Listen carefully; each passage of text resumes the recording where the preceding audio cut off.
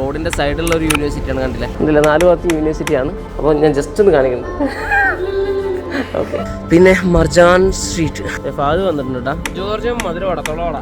ചിലപ്പം അന്നത്തെ പോലെ ഒരു ഷോട പോലും കുടിക്കാത്ത പറ്റാത്ത അവസ്ഥയാവും. Welcome to TMA.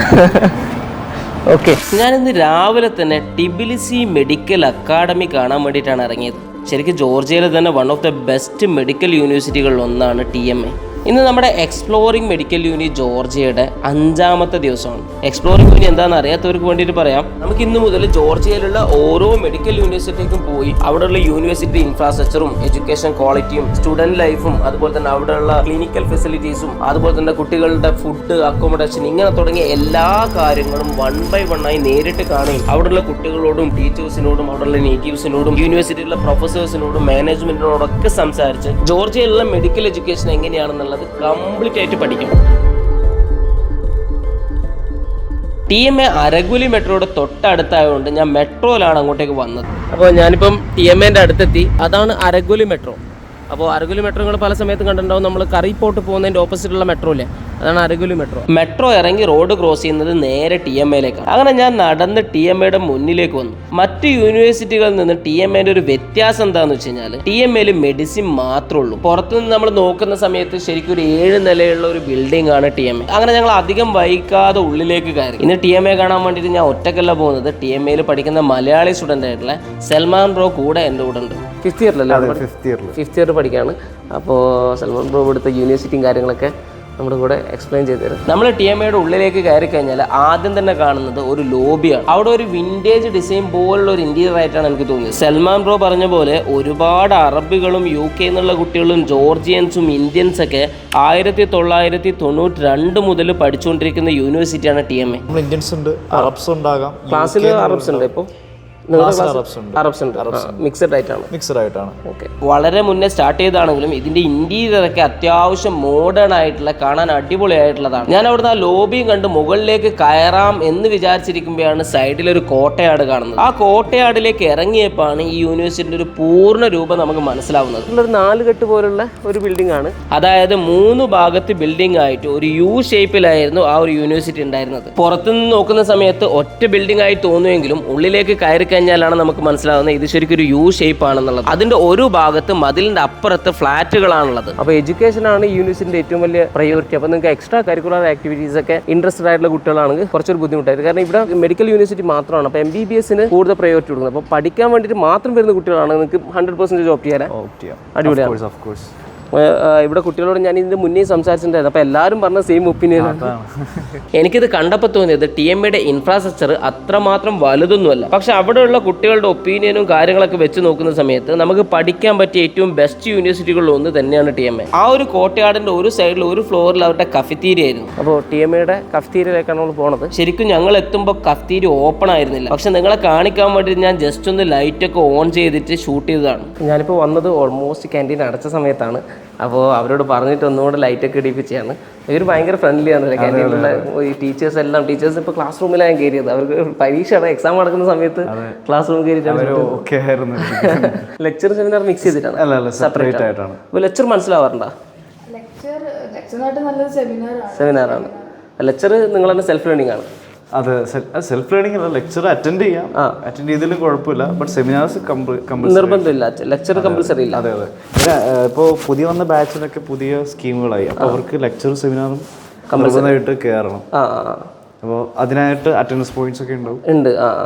ആ സമയത്ത് അവിടെ കുറേ കുട്ടികൾ നിൽക്കുന്നുണ്ടായിരുന്നു. ക്ലാസ് കഴിഞ്ഞിട്ട് നിൽക്കുന്ന കുട്ടികളാണെന്നാണ് തോന്നുന്നത്. നിങ്ങളുടെ ഷെഡ്യൂളൊക്കെ എങ്ങനെയാണ്? അതായത് ക്ലാസ്സിന്റെ ഷെഡ്യൂൾ എങ്ങനെയാണ്? ഷെഡ്യൂൾ ആക്ച്വലി എല്ലാവർക്കും പല രീതിയിലാണ്. ഇപ്പോൾ 1 ഡേ വരുവാണെങ്കിൽ ഒരു 2 ക്ലാസ്സസ് 3 ക്ലാസ്സസ്. 1 ക്ലാസ് ഒക്കെ ആണെങ്കിൽ 2 hours ആയിരിക്കും സെമിനാർ. ലെക്ചേഴ്സ് ഒക്കെ ആകുമ്പോഴത്തേക്കും 1 hour ആയിരിക്കും. ചിലപ്പോൾ സെമിനാർസും ലെക്ചേഴ്സും ഒന്നിച്ചായിരിക്കും. ശരിക്കും TMAയിൽ 2 ടൈപ്പ് ക്ലാസ്സുകളാണ് ഉള്ളത്, ലെക്ചർ ക്ലാസ്സുകളും സെമിനാർ ക്ലാസ്സും. ലെക്ചർ ക്ലാസ്സിന് അറ്റൻഡൻസ് നിർബന്ധമല്ല, പക്ഷേ സെമിനാർ ക്ലാസ് അറ്റൻഡൻസ് മസ്റ്റ് ആണ്. അതുപോലെ തന്നെ ഡെയിലി അസസ്മെന്റ് ഉണ്ടാവും. ഈ അസസ്മെന്റിനുള്ള മാർക്ക് ബേസ് ചെയ്തിട്ടാണ് നമുക്ക് ഫൈനൽ എക്സാം എഴുതാൻ പറ്റുമോ ഇല്ലയോ എന്നുള്ളതൊക്കെ ഡിസൈഡ് ചെയ്യുന്നത്. നിങ്ങൾക്ക് ഇപ്പോൾ 4th ഇയർ മുതലാണ് ഹോസ്പിറ്റലിൽ സ്റ്റാർട്ട് ചെയ്യുന്നത് അല്ലേ? അപ്പോൾ 3rd ഇയർ വരെ ഇവിടെ തന്നെ കംപ്ലീറ്റ് ആയിട്ട്. അതെ. ഓക്കെ, ഹോസ്പിറ്റലാകുമ്പോൾ നമ്മൾ ഈ പറഞ്ഞു കേട്ട സാധനങ്ങളൊന്നും അല്ല. ഇവിടെ നമുക്ക് പേഷ്യൻസിനൊക്കെ തൊടാം. അത് തൊടാം, എല്ലാ കാര്യങ്ങളും ചെയ്ത് കുഴപ്പമൊന്നുമില്ല. ഓക്കെ. പിന്നെ ഇവിടെ ടീച്ചേഴ്സിന്റെ അത് ഇംഗ്ലീഷും കാര്യങ്ങളൊക്കെ എങ്ങനെയുണ്ട്? ടീച്ചേഴ്സിന് പക്കയാണ്, നന്നായിട്ട് മനസ്സിലാവും. പിന്നെ ഇവിടെ ജോർജിയൻസിന്റെ പേഷ്യൻസ് വരുമ്പോൾ അവർക്ക് ചിലപ്പം ഇംഗ്ലീഷ് അറിയാതെ വരും. അപ്പോൾ ഡോക്ടേഴ്സ് നമുക്ക് പറഞ്ഞ് മനസ്സിലാക്കി തരും. അങ്ങനെ ഞങ്ങൾ അവിടുന്ന് നേരെ യൂണിവേഴ്സിറ്റി ക്ലാസ്സുകൾ നടക്കുന്ന ബിൽഡിങ്ങിലേക്ക് പോയി. ഞങ്ങൾ ആദ്യം തന്നെ പോയത് ക്ലിനിക്കൽ സ്കിൽസ് നടക്കുന്ന ഒരു ലാബിലേക്കായിരുന്നു. അവിടെ എയർവേ മാനേജ്മെന്റ്, അതുപോലെ IV കെന്നുലേഷൻ, ഇതൊക്കെ ചെയ്ത് പഠിക്കാനുള്ള IV ഹാൻഡും അതുപോലെ തന്നെ മാൻക്യൂനുകളും ഉണ്ടായിരുന്നു. ക്ലിനിക്കൽ സ്കിൽസിന്റെ ഒരു ചെറിയ ലാബിലേക്കാണ് ഞങ്ങൾ പോയത്. അത്ര സ്പേഷ്യസ് ഒന്നും ആയിരുന്നില്ല. രണ്ട് സ്റ്റേഷനിലെ എക്സാം ആണ്. ഞങ്ങൾ പോകുന്ന സമയത്ത് യൂണിവേഴ്സിറ്റിയിൽ പല എക്സാമുകളും നടക്കുന്നുണ്ടായിരുന്നു. എന്നാൽ പോലും പല ക്ലാസ്സുകളും ടീച്ചേഴ്സ് വന്നോളൂ, നിങ്ങൾ ഷൂട്ട് ചെയ്തോളൂ എന്നുള്ള രീതിയിൽ ഞങ്ങൾക്ക് പെർമിഷൻ തന്നു. അവിടെയുള്ള ടീച്ചേഴ്സ് ഒക്കെ ഭയങ്കര ഫ്രണ്ട്ലി ആയിട്ടാണ് എനിക്ക് തോന്നിയത്. കുട്ടികളുടെ പല ക്ലിനിക്കൽ സ്കിൽസ് എക്സാമിനേഷനും ഡോക്ടേഴ്സിന്റെ ബോഡിയിൽ തന്നെയാണ് അവർ ചെയ്യുന്നത്. ആ ഒരു ക്ലിനിക്കൽ സ്കിൽസ് ലാബിലും ഒരുപാട് മാനിക്വിൻസ് ഉണ്ടായിരുന്നു. പുറത്തുനിന്ന് ആൾക്കാർ പറയുന്നത് പോലെ ജോർജിയൻ പേഷ്യൻസിനെ തൊടാൻ പറ്റില്ല എന്നൊക്കെയാണ് പൊതുവെ പുറത്ത് പറയുന്നത്. അങ്ങനൊന്നുമില്ല.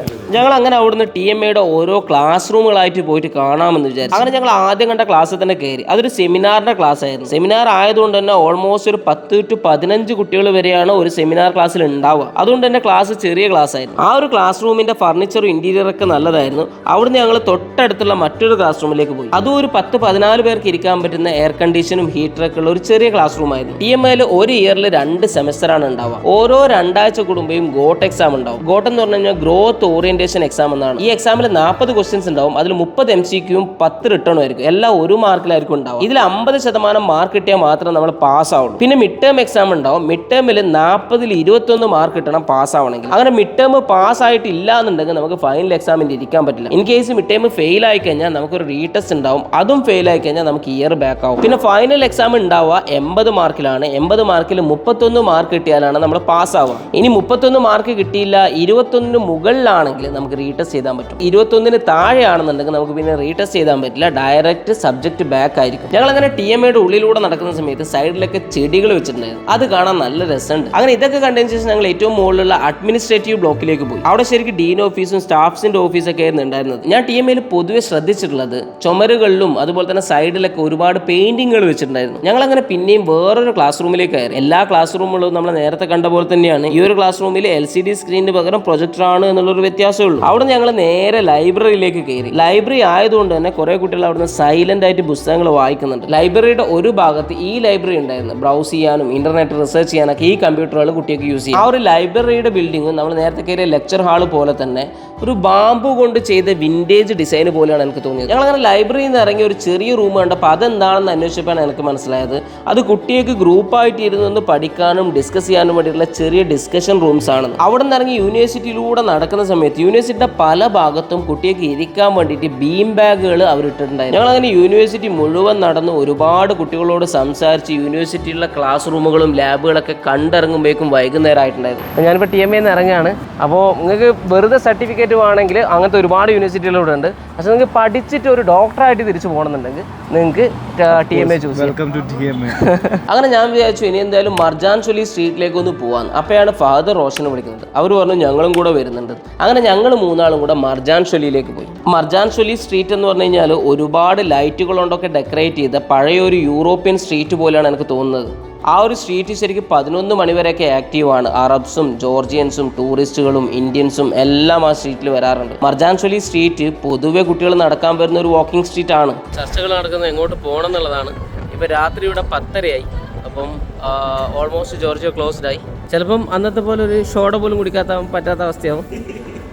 അതിന് പിന്നെ പൊതുവെ നാളാണ്. ഞങ്ങൾ ഇന്ന് ശരിക്കും ഈ ഒരു സ്ട്രീറ്റിലേക്ക് വരാൻ കാരണം ഇവിടെയുള്ള ഒരു ഫേമസ് ഡോണറ്റ് കഴിക്കാൻ വേണ്ടിയിട്ടാണ്. ജോർജിയയിൽ തന്നെ മലയാളി കുട്ടികൾ ഏറ്റവും കൂടുതൽ ഇഷ്ടപ്പെടുന്ന ഒരു ഡോണറ്റിൽ ഒന്നാണിത്. നല്ല ടേസ്റ്റി ആയിട്ടുള്ള ഭയങ്കര അഫോർഡബിൾ ആയിട്ടുള്ള ഒരു ഡോണറ്റ് ആണെന്നാണ് എന്നോട് കുട്ടികളൊക്കെ പറഞ്ഞത്.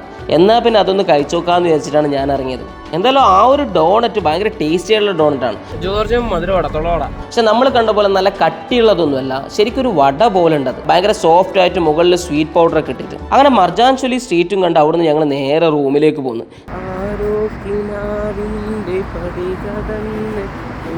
നാളെ നമ്മൾ ഇലിയ യൂണിവേഴ്സിറ്റിയാണ് കാണാൻ പോകുന്നത്.